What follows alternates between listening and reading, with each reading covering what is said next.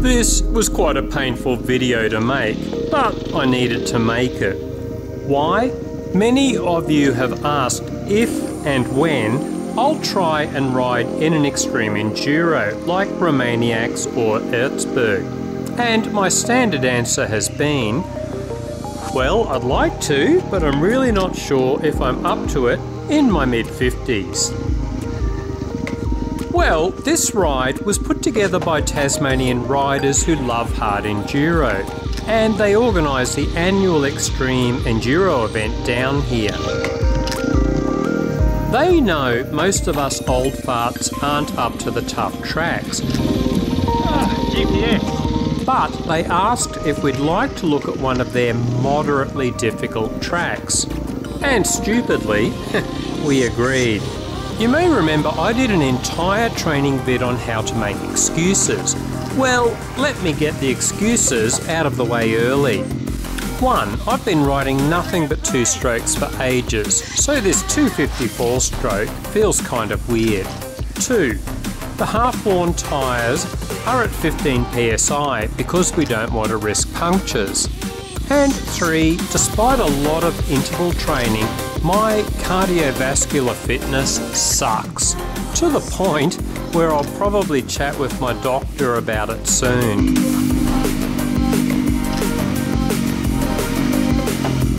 Cool, excuses done? Let's hit this moderately difficult track.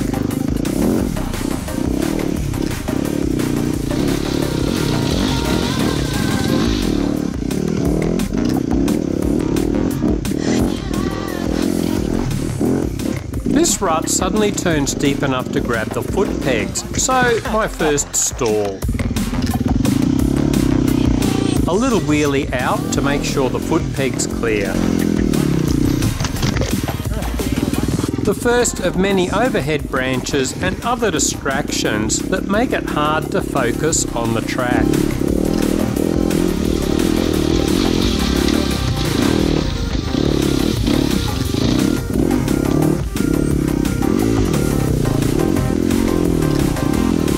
Shit, I'm already out of breath. A quick break until Ray on the WR450 catches up.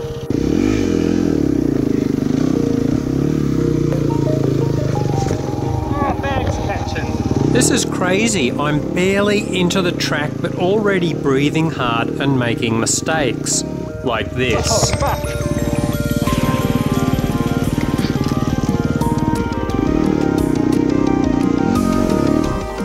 Oh, come on, you fucker. Well, it's not the bike's fault, more my poor clutch technique.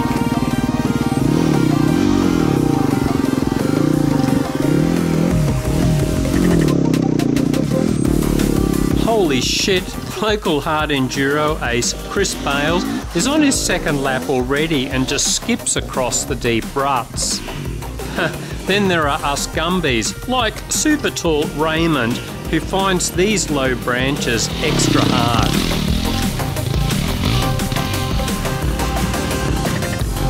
But it doesn't seem to be slowing down the Erzberg 570 at all.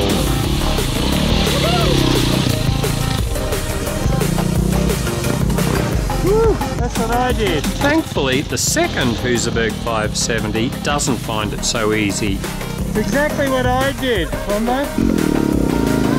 Damn, despite a break, I'm still tired enough that I need to sit down. I really should be standing and paddling with one leg as needed. And also wheelie to keep the foot pegs clear in these deep ruts, dope. Oh, come on.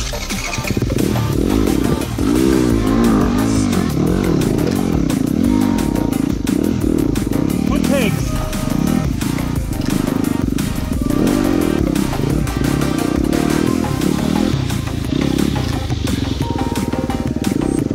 Oh, fucking 4 strokes. Don't blame the bike. These low branches make it really hard to ride well, but of course that's what technical riding is all about. Keeping your cool and your technique, no matter how rough it gets.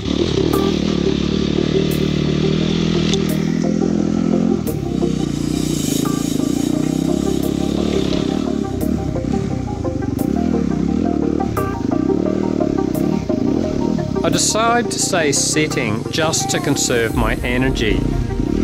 Oh no!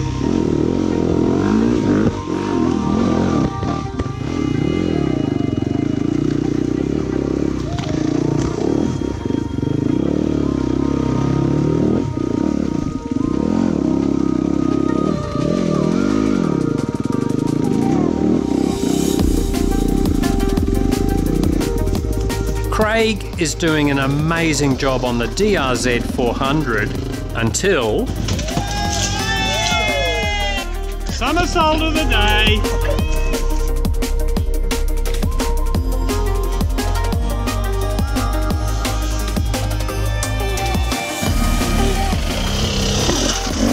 So Craigie, this is the DRZ in its natural habitat. This is where I found it.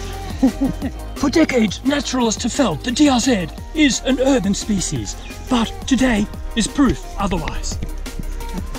Yeah, it's a looky, if you like to have a look, you know, like technically, and there's a maintenance issue, you can see that my bike is the only one with the forks mounted the correct way up. Quite an oversight.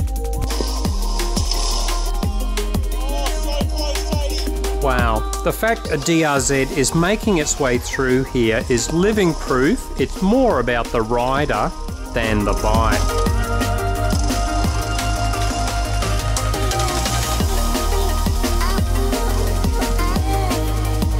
Angled tree roots, almost designed to throw you off the bike.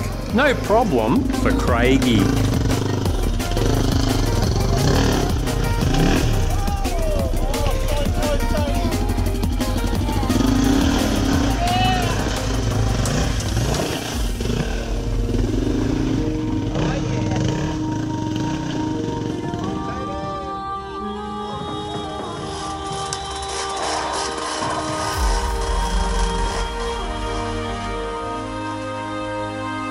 My turn. Oh great, someone's filming.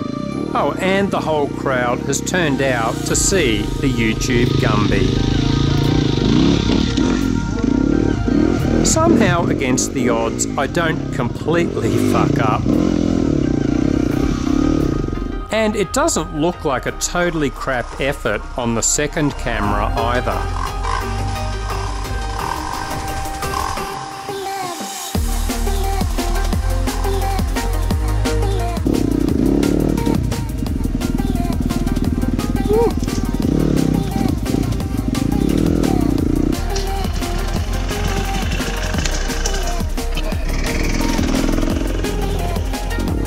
Oh man, my heart is thumping in my chest, my lungs are desperate for air, and I have no idea how long this goes on for.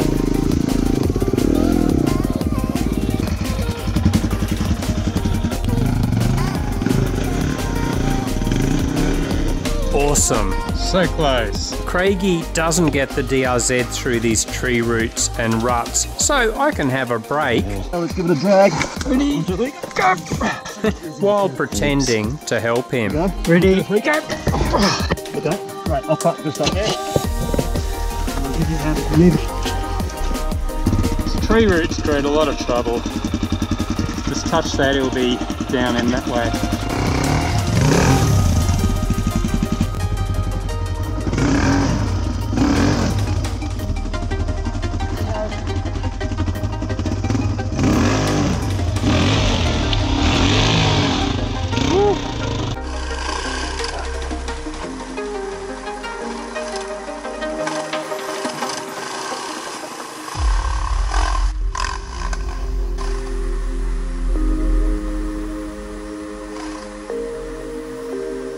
My turn.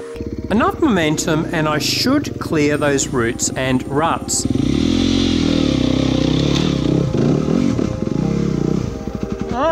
Damn it, so close, but I stall a bike on the very lip of the hole.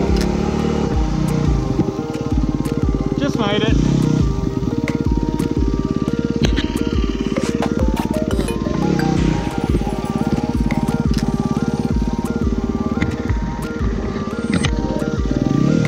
Just missed the ruts.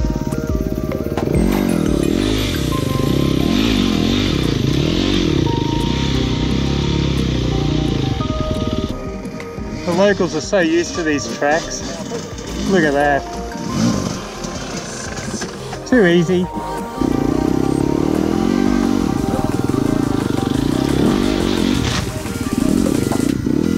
Phew! So the hardest part is over. So, will I ever attempt an international extreme enduro? Look, I'm not ruling it out, as I know they always have relatively easy classes in those events. Can't see the fucking branches. But I suspect even the basic class would involve lots of tracks like this.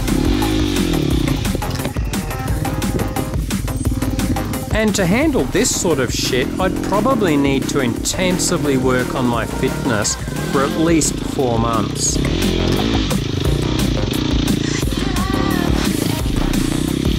My fitness and endurance have plummeted since I turned 50. I'm simply not sure if I would be prepared to put that much work in. So, for the future, who knows?